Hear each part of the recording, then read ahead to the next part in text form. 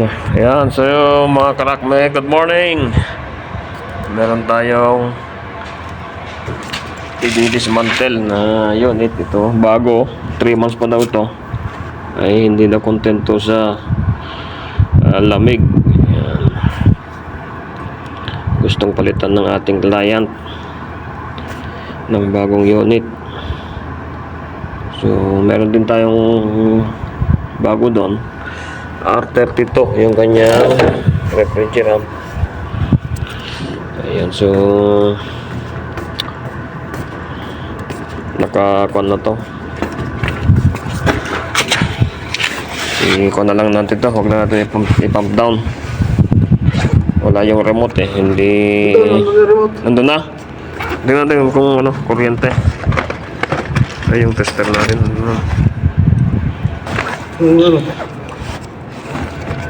Sige, kung ano, pandarin mo doon para kuan. Oo. Ilagay mo sa pinakamababa. So ayan guys, may remote na daw, dumating na. Testing natin.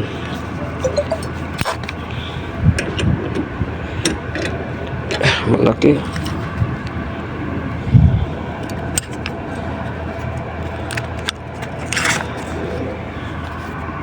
Yun, so isarado muna natin ng hindi masyadong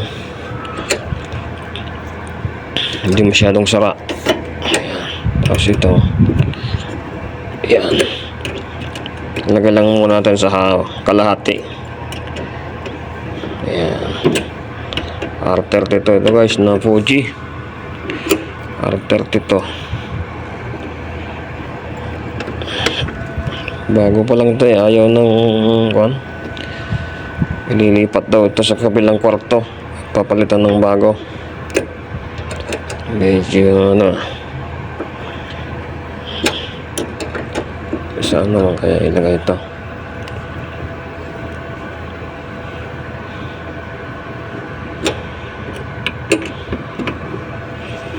Hintay lang natin guys na umandar. Wala na tayong gauge. Kahit wala nang gauge, okay lang yan, basta kapakapain na lang natin.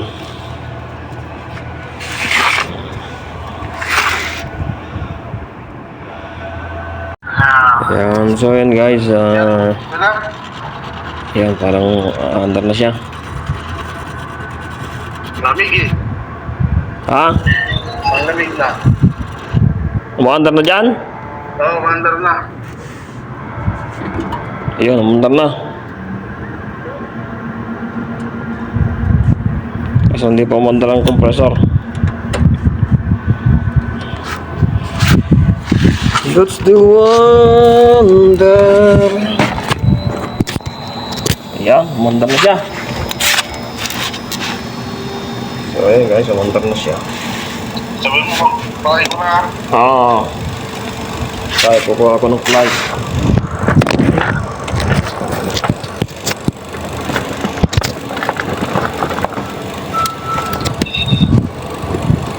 Bagong andar pa lang eh.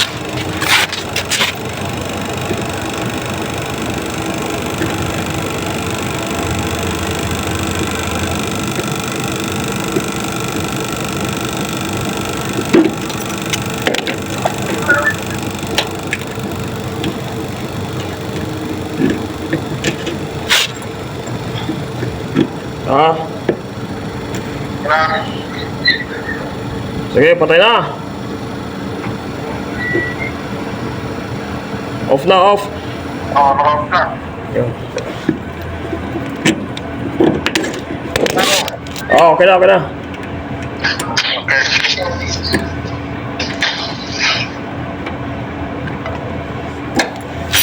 Ayan.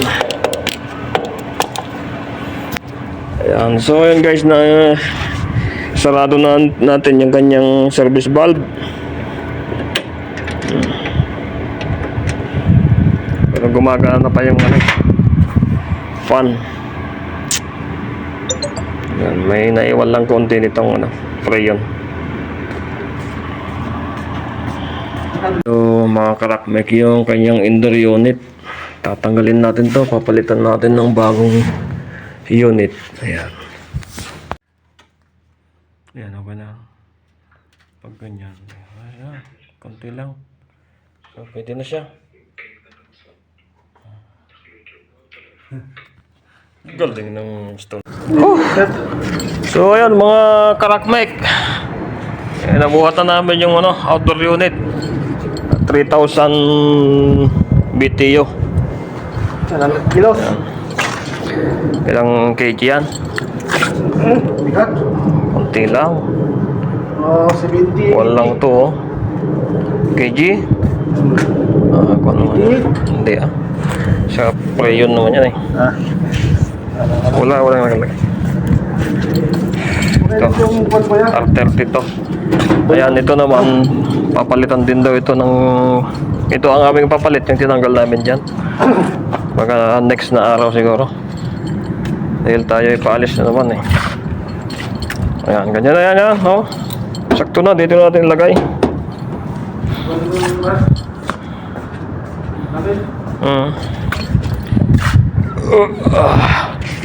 So guys, mahirap din mag-install ng mga AC, lalo pag yung mga buhatan. Bali, ilang palapag to, 2 palapag. Yan, second floor. Tapos hanggang sa rooftop. Bali 3 floor yung aming inakyat. So, kuwan naman, malakas-lakas yung ating pananghalian. Yan, so ito guys, i-install namin ito guys. Ito yung dating pipe niya, parehas naman ng size ng pipe, saka yung refrigerant R32 din yung dati.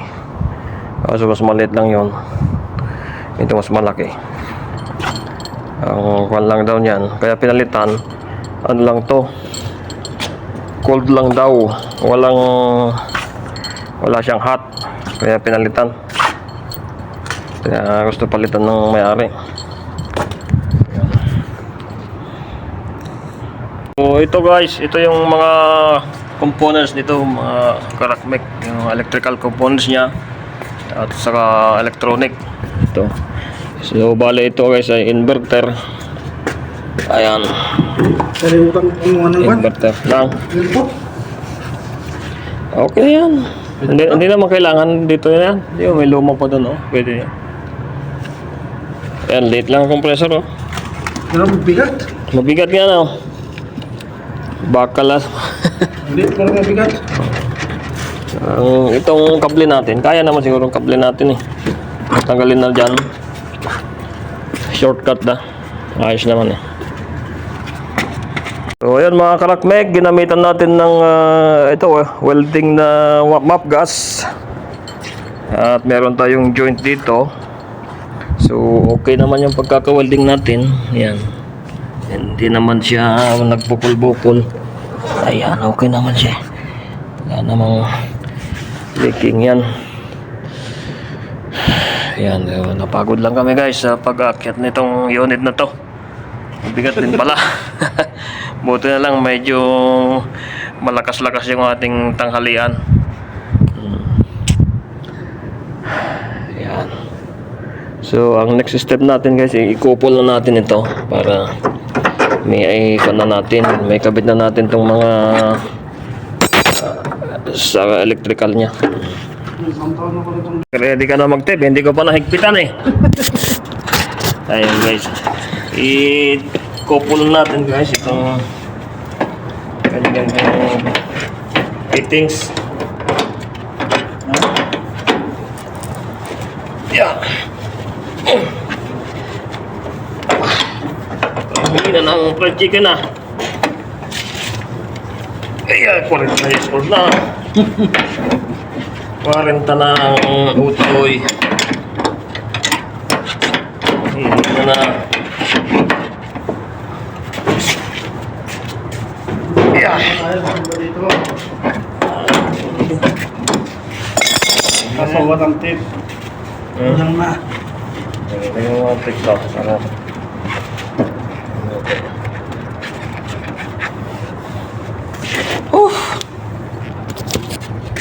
So yun guys, bale ngayon lang ako experience na mag-install ng R32 na Freon ng AC.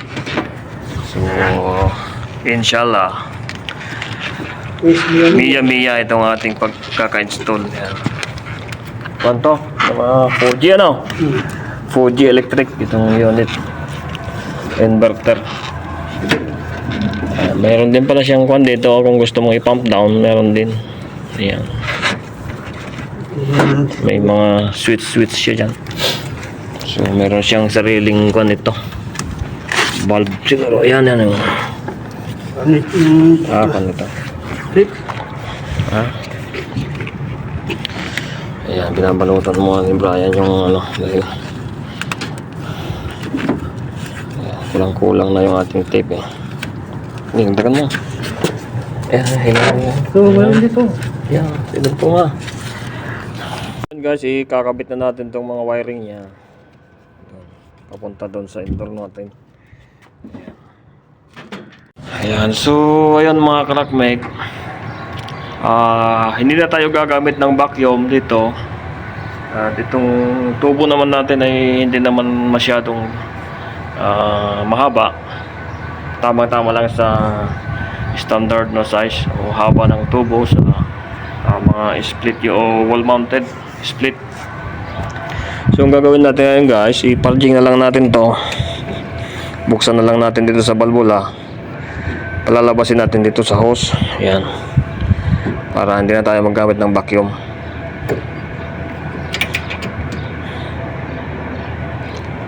Ayan.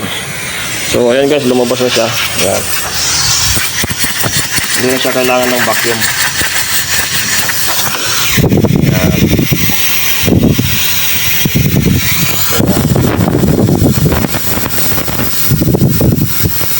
Ayan. So i-full open na natin ngayon.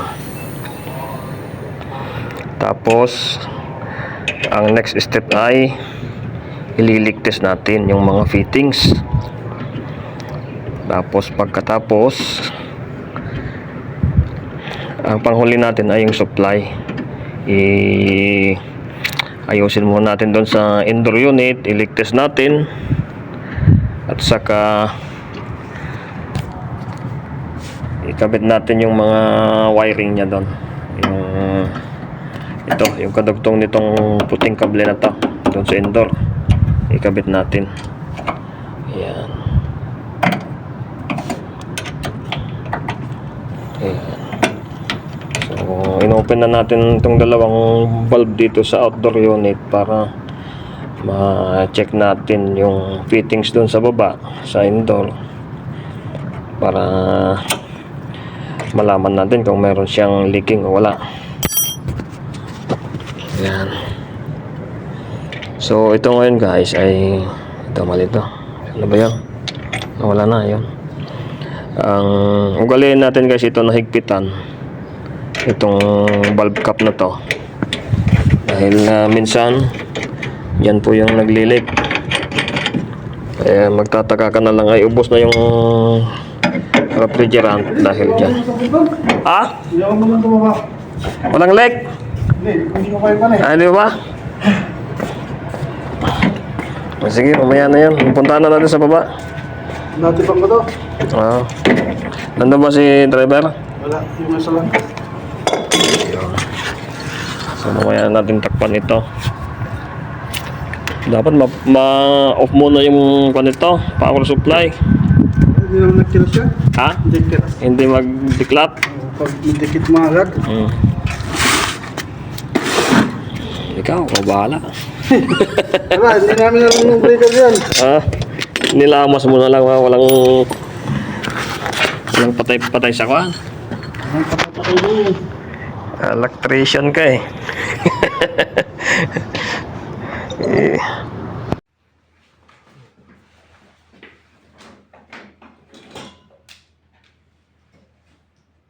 Yan, leaking test. Final leaking test. Checking if this one have leaking. Yan. Yan. Wala naman. Ayos pa. Ayos pa ang 40 anyos ang mag-install.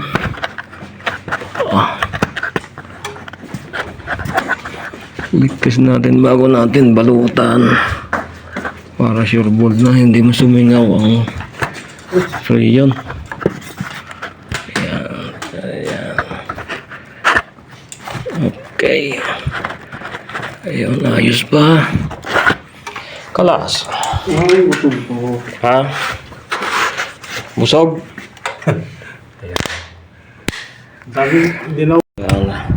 Ayan, so mga karakmek, natapos na natin na install doon sa indoor unit. Na complete na natin.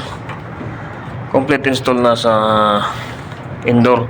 So dito na lang guys, itong line N na lang. So electric muna natin, baka merong leak eh magapan pa natin. So talaga ito naman ay wala eh.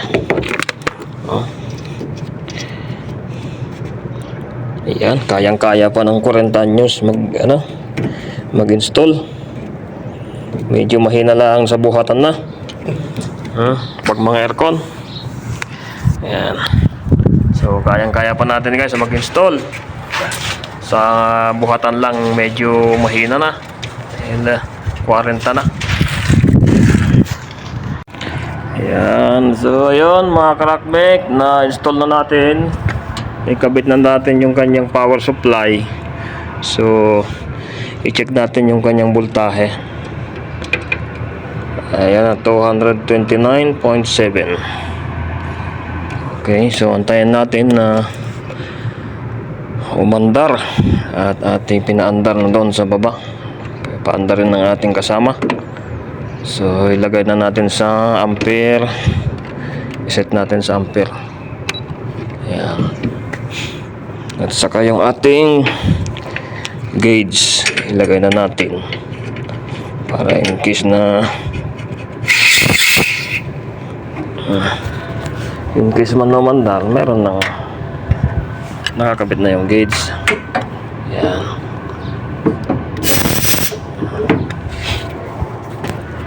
Yan. So standing pressure niya ay nasa 190.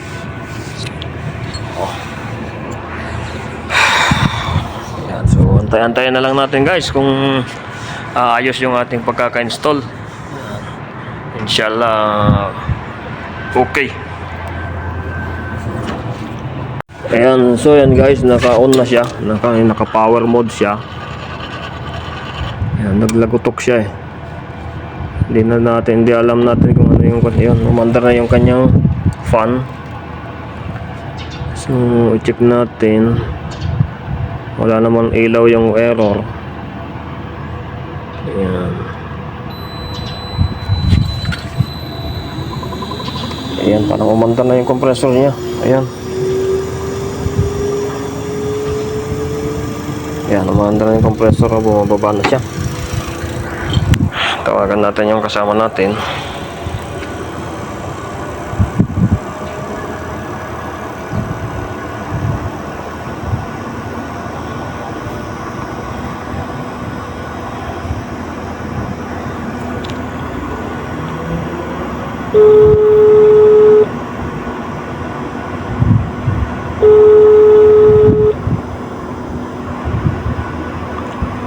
Hello, mandar na yung compressor. Mandar na dito eh. Oo, hindi naman ako malamig. Malamig naman. Malamig. Lalamig pa yan dahil itong kanya dual inverter ata to eh. O inverter lang. Na nasa kuan yung speed ng compressor niya eh ang lamig ko. Malamig. Ayos na. Kayang-kaya na pala ng 40 years old na mag-install. Sige. Ganyan lang muna. Ilagay mo lang sa 18. Naka 18. Sige. Para maobserbahan muna natin. Ayan. 3.8 lang yung ampere niya eh. Sige. Bala ko dyan.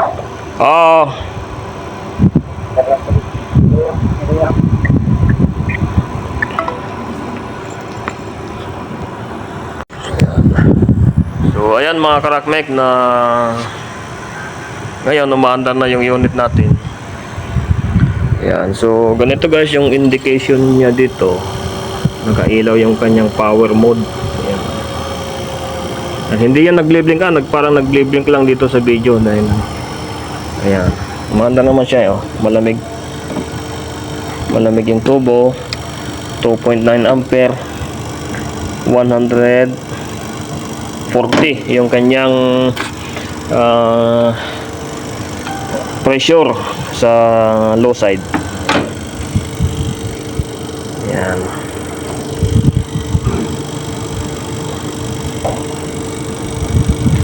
Ayan, okay na siya. Gumagana na siya. 2.7. Ha? Uwi na pala yung magbabantay sa atin eh. Okay na. Ayan. Sila pala magbabantay. Ay, tapos na tayo eh. So, yan. So, ayan mga kalakmek, hanggang dito na lang yung ating video. So, tatakpan na lang namin. Ilagay na lang namin yung takip. At ipa-final na pa na lang inspection. Tapos, uuwi na. Ayan o. Nasa 100. Hindi ko ano po kasi yan. Dual speed. Ayan. Nasa 150. So, mas pataas yung pressure ng R32. Saka 410. So, yun, namatay na yung compressor. Automatic na.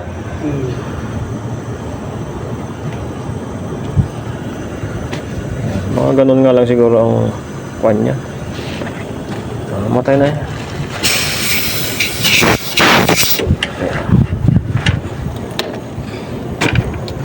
So, takpan na natin ito guys dahil tapos na yung natin activity natin. Na-install na natin tong isa. Yan.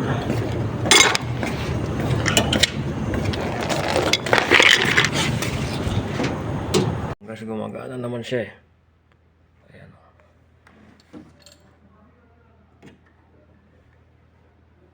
Ayan, may hangin naman eh.